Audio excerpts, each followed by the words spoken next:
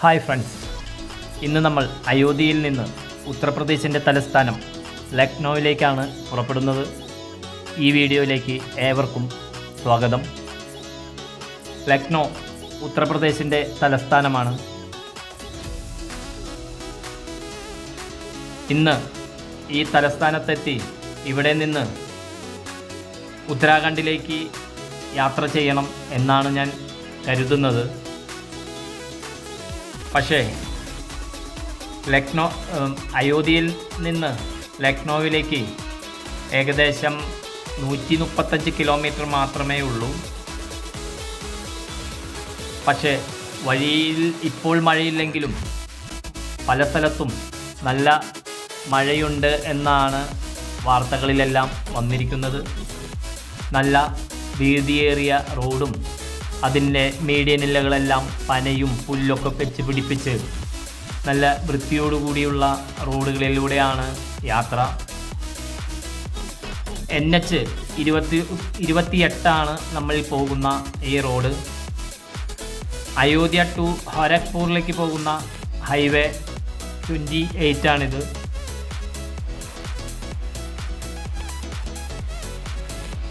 ലക്നൗ എല്ലായ്പ്പോഴും ഒരു ബഹു സാംസ്കാരികതയുള്ള ഒരു നഗരമായാണ് അറിയപ്പെട്ടിരിക്കുന്നത്. 19-ാം നൂറ്റാണ്ടിൽ നവാബുകളുടെ അധികാര കേന്ദ്രമായിരുന്നു ലക്നൗ. വിദ്യാഭ്യാസം, വാണിജ്യം, എയ്റോസ്പേസ്, അതുപോലെ തന്നെ finance, pharmaceuticals, information technology, design, culture, tourism, സംഗീതം, കവിത എന്നിവയുടെ പ്രധാന കേന്ദ്രമായി ലക്നൗ അറിയപ്പെടുന്നു. അതുപോലെ തന്നെ വലിയ വലിയ ബിസിനസ് സ്ഥാപനങ്ങൾ, ടാറ്റയും മാർക്കോപോളോയും കൊളാബറേറ്റ് ചെയ്തിട്ടുള്ള വലിയ ട്രക്കുകളും ബസ്സുകളും ഇറക്കുന്ന ഫാക്ടറികൾ മുതലായവ ഈ നഗരത്തിൻ്റെ വിവിധ പ്രദേശങ്ങളിൽ സ്ഥിതി ചെയ്യുന്നു. അതുകൊണ്ട് സമ്പന്നവും അതുപോലെ തന്നെ നല്ല ഇന്ത്യയിലെ തന്നെ വികസിതമായ നഗരങ്ങളിലെ പട്ടികയിൽ ഏറ്റവും കൂടുതൽ വികസിതമാവുന്ന നഗരങ്ങളിലെ പട്ടികയിൽ പെട്ടിട്ടുള്ള ഒരു നഗരം കൂടിയാണ് ലക്നൗ. ഇന്നലെ അയോധ്യയെല്ലാം കണ്ട് അവിടെ നിന്ന് റൂമിൽ വന്ന് കിടന്നപ്പോൾ സമയം ഒത്തിരി വൈകിയിരുന്നു. ഞാൻ അയോധ്യ ക്ഷേത്രവും ചുറ്റുപാടുമെല്ലാം നടന്ന് കണ്ടുവരുമ്പോൾ വണ്ടി ഞാൻ ഒതുക്കി വെച്ച ഭാഗം പിന്നെ എനിക്ക് മനസ്സിലാവുന്നില്ല. അതിശക്തമായ മഴയായിരുന്നു. അതന്വേഷിച്ച് അവിടെയെല്ലാം 2-2.5 മണിക്കൂർ നടന്നു. എനിക്കറിയാവുന്ന ഹിന്ദിയിൽ പലരുമായി ആശയം പങ്കുവച്ചിട്ടും എൻ്റെ ഈ വഴിയുടെ കാര്യങ്ങൾ പങ്കുവച്ചിട്ടും എന്തോ അവർക്ക് മനസ്സിലായില്ല. രാത്രി 10 മണിയോടുകൂടി അവിടെ അയോധ്യ ഭാഗം മുഴുവൻ വീണ്ടും ഹിറ്റാച്ചികളും JCBകളൊക്കെ വന്ന് പണി തുടങ്ങിയോടുകൂടി എനിക്ക് ആകെ വണ്ടി വെച്ച സ്ഥലം കണ്ടുപിടിക്കാൻ പറ്റിയില്ല. ഞാൻ ഉദ്ദേശിച്ചിരുന്ന ഒരു ബിൽഡിങ്ങിൻ്റെ മുകളിലുള്ള സൈൻ ബോർഡായിരുന്നു. ആ സൈൻ ബോർഡിൻ്റെ അടുത്ത് വരെ ഞാൻ എത്തും, പക്ഷെ വണ്ടി വയ്ക്കുന്ന ഭാഗം കണ്ടില്ല. അങ്ങനെ വിഷമിച്ച് നിൽക്കുമ്പോൾ ഒരു മഞ്ഞ വസ്ത്രധാരി, അതായത് ഒരു കാവ്യ വസ്ത്രധാരി അവിടെ പൂണൂലൊക്കെ ഇട്ട് നിൽക്കുന്ന കണ്ടു. ആ ഒരു പയ്യനായിരുന്നു. ആളോട് സംസാരിച്ചപ്പോൾ ആൾ എനിക്ക് കാണിച്ചു തരാമെന്ന് പറഞ്ഞ ആളുടെ വീട്ടിലോട്ട് കൊണ്ടുപോയി. വീട്ടിൽ കൊണ്ട് ഇരുത്തി, പുറത്തൊക്കെ ഇരുത്തി. മഴ മാറിയതിന് ശേഷം ഞാനിത് വീഡിയോയിൽ പകർത്തിയ ഭാഗം കാണിച്ചു കൊടുത്തപ്പോൾ ആ പയ്യന് കറക്റ്റ് മനസ്സിലായി. അത് ആൾ എനിക്ക് അവിടെ കൊണ്ടുവന്ന് എന്നെ കാണിച്ചു തന്ന് എന്നെ വിട്ടു. അങ്ങനെ ഇന്നലെ വളരെ പേടിപ്പിക്കുന്ന ഒരു സംഭവം കൂടിയും ഉണ്ടായി. അതുകൊണ്ട് നമ്മൾ ഒരു 2 വീലർ യാത്രയിൽ എപ്പോഴും GPS പിടിപ്പിക്കുന്നത് വളരെയധികം നല്ലതായിരിക്കും. അതാണ് എൻ്റെ അനുഭവത്തിലുള്ളത്. ഞാൻ GPS പിടിപ്പിച്ചില്ല. അപ്പോൾ നമ്മൾ 2 വീലർ യാത്രക്കാർ എപ്പോഴും ശ്രദ്ധിക്കേണ്ടത് ഇങ്ങനെയുള്ള സ്ഥലങ്ങളിൽ വെച്ച് നമുക്ക് വഴി തെറ്റിയാൽ കണ്ടുപിടിക്കാൻ എളുപ്പമാർഗ്ഗമാണ് GPS. നോക്കൂ, എന്നിട്ടും നമ്മളെ അവിടെ രക്ഷിക്കാൻ വേണ്ടി ഒരു മനുഷ്യൻ അവിടെ നമുക്ക് വേണ്ടി എത്തി എന്നുള്ളതാണ് നമ്മുടെ അത്ഭുതം.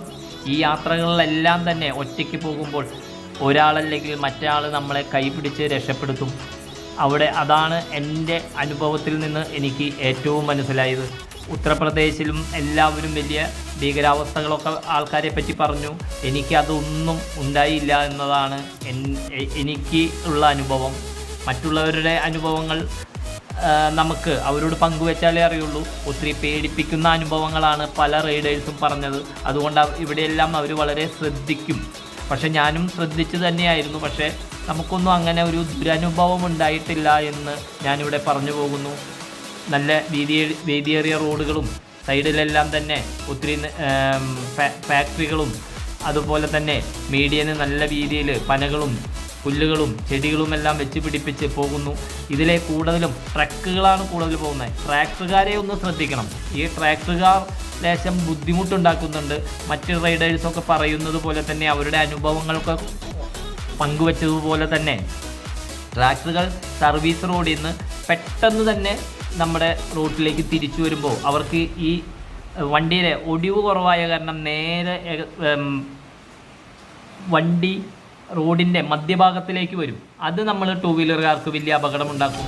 പിന്നെ വരുന്നത് പശുക്കൾ, അലഞ്ഞു തിരിഞ്ഞ് നടക്കുന്ന പശുക്കളുടെ ക്രോസിങ് ഈ മീഡിയനിലൊക്കെ ഇവർ കയറി കിടക്കുന്നുണ്ടാവും. പെട്ടെന്നായിരിക്കും ഈ ചെടികളുടെ ഇടയിൽ നിന്ന് മീഡിയനിൽ നിന്ന് റൈറ്റ് സൈഡിൽ നിന്ന് ഇങ്ങനെ ഇറങ്ങി വരുന്നത്. അത് നമ്മൾ ടൂ വീലർക്കാർക്ക് വലിയ അപകടങ്ങൾ ഉണ്ടാക്കുന്നുണ്ട്.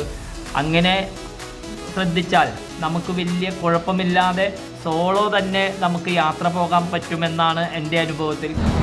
യാതൊരുവിധ പ്രശ്നവുമില്ല. നമ്മൾ സിറ്റി അടുത്തെത്താറായി. ലക്നൗ സിറ്റിയിലേക്കാണ് കടക്കുന്നത്. ലക്നൗ സിറ്റിയും നല്ല വൃത്തിയേറിയ സിറ്റിയാണ്. അതുപോലെ തന്നെ നല്ല ഡിവൈഡേഴ്സിലൊക്കെ കറുപ്പും വെള്ളവും ഒക്കെ അടിച്ച് ട്രാഫിക് സിഗ്നലുകളൊക്കെ എല്ലാം കറക്റ്റായി ആണ് പോകുന്നത്. ലക്നൗ സിറ്റി ഇന്ത്യയിൽ തന്നെ അതിവേഗം വളർന്നുകൊണ്ടിരിക്കുന്ന സിറ്റിയിലെ പ്രധാനപ്പെട്ട സിറ്റികളിൽ അല്ലെങ്കിൽ നഗരങ്ങളിൽ ഒന്നായി മാറിക്കൊണ്ടിരിക്കുകയാണ്. ഗോമതി നദി നഗരത്തിലൂടെ വളഞ്ഞു പുളഞ്ഞു പോകുന്നു. സിന്ധു ഗംഗ സമതലത്തിൻ്റെ മധ്യഭാഗത്തായാണ് ഈ നഗരം സ്ഥിതി ചെയ്യുന്നത്. ഈ നഗരത്തിൻ്റെ ചുറ്റും ഗ്രാമീണ പട്ടണങ്ങളും ഗ്രാമങ്ങളും മിക്കവാറും വടക്കേന്ത്യൻ നഗരം പോലെ തന്നെ ചുറ്റപ്പെട്ട് കിടക്കുന്നു. ഇവിടെ ഒത്തിരി മാമ്പഴ ബിസിനസ് വഴിനീളം നടക്കുന്നത് ഞാൻ കണ്ടു. അതുപോലെ തന്നെ ഈ മാമ്പഴ ബിസിനസ് പിന്നീട് ഇത്രയധികം കണ്ടത് ആന്ധ്രാപ്രദേശിലായിരുന്നു. ഇവിടെ വേനൽക്കാലത്തെല്ലാം ചൂട് 45 ഡിഗ്രിയോളവും ശൈത്യകാലത്ത് അത് മൈനസിലേക്കും താഴാറുണ്ട്. ഇവിടെ മാമ്പഴം, തണ്ണിമത്തൻ, ധാന്യങ്ങൾ, കരിമ്പ് കൃഷി എല്ലാം ധാരാളമുണ്ട്. കരിമ്പ് കൃഷി ചെയ്യുന്ന തോട്ടങ്ങൾ നമുക്ക് ഔട്ടർ സൈഡിലൊക്കെ കാണാം. അവിടെ തന്നെ പഞ്ചസാര ഫാക്ടറികളുമുണ്ട്.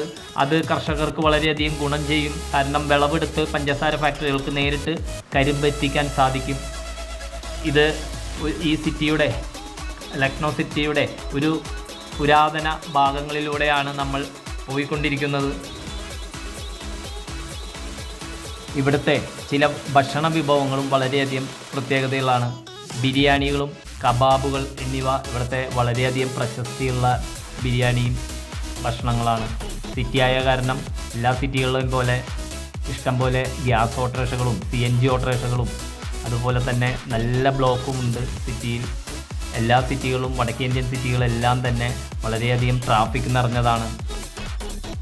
അതുപോലെ തന്നെ ലക്നൗവിൻ്റെ വിഖ്യാതമായ ഒരു വർക്കുണ്ട് ഈ ചുരിദാർ മെറ്റീരിയലും അതുപോലെ തന്നെ സാരികളിലൊക്കെ ചിക്കൻ കാരി വർക്ക്. ഇവിടുത്തെ ഭയങ്കര ഫേമസ് ആയിട്ടുള്ള ഒരു കൈത്തറി ആണ് ചിക്കൻ കാരി വർക്ക്. അതേപോലെ തന്നെ ഇവിടെ ദീപാവലി, ഹോളി, ഈദ്, മുഹറം തുടങ്ങിയ വിവിധ ഹിന്ദു മുസ്ലിം ഉത്സവങ്ങളും വളരെയധികം നല്ല രീതിയിൽ നടത്തപ്പെടുന്നു, ആഘോഷിക്കപ്പെടുന്നു. അങ്ങനെ നമ്മൾ ലക്നൗ സിറ്റിയിലൂടെ സഞ്ചരിച്ചു കൊണ്ടിരിക്കുകയാണ്. അതുപോലെ തന്നെ ഇവിടെ വിദ്യാഭ്യാസത്തിനും നല്ല നിലവാരം പുലർത്തുന്നുണ്ട്. വലിയ വലിയ വിദ്യാഭ്യാസ സ്ഥാപനങ്ങളും അതുപോലെ തന്നെ യൂണിവേഴ്സിറ്റികളും എല്ലാം ഇവിടെ പ്രവർത്തിക്കുന്നുണ്ട്. നമ്മൾ പോകുന്ന ഈ വഴിയുടെ കുറച്ച് മുന്നോട്ട് പോയാലാണ് ഇവരുടെ നിയമസഭാ മന്ദിരം. ലക്നൗ നിയമസഭാ മന്ദിരം നമുക്ക് അടുത്ത് തന്നെ കാണാൻ സാധിക്കും. ഈ ഇടത്ത് വരുന്ന ഇതാണ് ഇവരുടെ നിയമസഭാ മന്ദിരം. അങ്ങനെ ഉത്തർപ്രദേശിൻ്റെ വിധാൻസഭയുടെ മുമ്പിലൂടെയാണ് നമ്മൾ ലക്നൗവിൽ പോയിക്കൊണ്ടിരിക്കുന്നത്. ഈ കാണുന്നതാണ് അതിൻ്റെ മെയിൻ ഗേറ്റ്. ഇവിടെയെല്ലാം തന്നെ കനത്ത സെക്യൂരിറ്റിയും റോഡ് സൈഡിലെല്ലാം ജീപ്പിൽ തന്നെ പോലീസും സെക്യൂരിറ്റി കൊടുക്കുന്നുണ്ട്. ഈ വിധാൻ സൗധത്തിൻ്റെ മുമ്പിൽ കൂടെയാണ് നമ്മൾ മുന്നോട്ട് പോയിക്കൊണ്ടിരിക്കുന്നത്. അതിൻ്റെ ഈ മതിലുകളാണ് ഓരോ ഗേറ്റിൻ്റെ നമ്പറുകളും ഇതിൽ എഴുതി കാണിക്കുന്നുണ്ട്. അങ്ങനെ ഈ വൃത്തിയേറിയ ഈ പ്രദേശത്തിലൂടെ നമ്മൾ അടുത്ത് തന്നെ നമ്മൾ ലക്നൗ സിറ്റിയിൽ അങ്ങനെ പ്രധാനമായും ഒന്നും കാണാനില്ലാത്ത കാരണം ഈ വീതിയേറിയ നല്ല പ്ലാനഡ് ഏരിയയിലൂടെ നമ്മൾ സഞ്ചരിക്കുകയാണ്. ഈ വിധാൻ സഭ പണിതിരിക്കുന്നത് ബ്രിട്ടീഷ് കാലത്ത് പണിതതാണ് ഈ കെട്ടിടം. അതുകൊണ്ട് അതിൻ്റേതായ ഭംഗിയും അധിനിവേശ കാലത്തിൻ്റെ ആധുനിക ശൈലികളും കൊണ്ട് ഇത് പ്രധാനമാണ്. അതുപോലെ തന്നെ ഉത്തർപ്രദേശിൻ്റെ നിയമസഭ ഇന്ത്യയിലെ തന്നെ ഏറ്റവും വലിയ നിയമസഭകളിലൊന്നാണ്. 403 തിരഞ്ഞെടുക്കപ്പെട്ട അംഗങ്ങളാണ് ഇവർക്കുള്ളത്. അങ്ങനെ നമ്മൾ വിധാൻ സഭയും കഴിഞ്ഞ് മുന്നോട്ട് നീങ്ങിക്കൊണ്ടിരിക്കുകയാണ്. പിന്നെ നമ്മുടെ മലയാളികളുടെയെല്ലാം അഭിമാനമായ യൂസഫ് അലിയുടെ ഒരു ലുലു മാളും ലക്നൗവിലുണ്ട്. ഈ അടുത്ത കാലത്ത് പണി കഴിപ്പിച്ചതാണ്. അതിൻ്റെ അടുത്തേക്കാണ് നമ്മൾ പോയിക്കൊണ്ടിരിക്കുന്നത്. അതും ഒന്ന് കാണണം. അത് കഴിഞ്ഞ് ഇവിടെ നിന്ന് നേരെ അടുത്ത ഡെസ്റ്റിനേഷനിലേക്കാണ് എൻ്റെ യാത്ര. അങ്ങനെ ലക്നൗ സിറ്റിയിലെ ഈ ചെറിയ ചെറിയ കാഴ്ചകളുമായി നമ്മളിങ്ങനെ മുന്നോട്ട് പോയിക്കൊണ്ടിരിക്കുന്നു.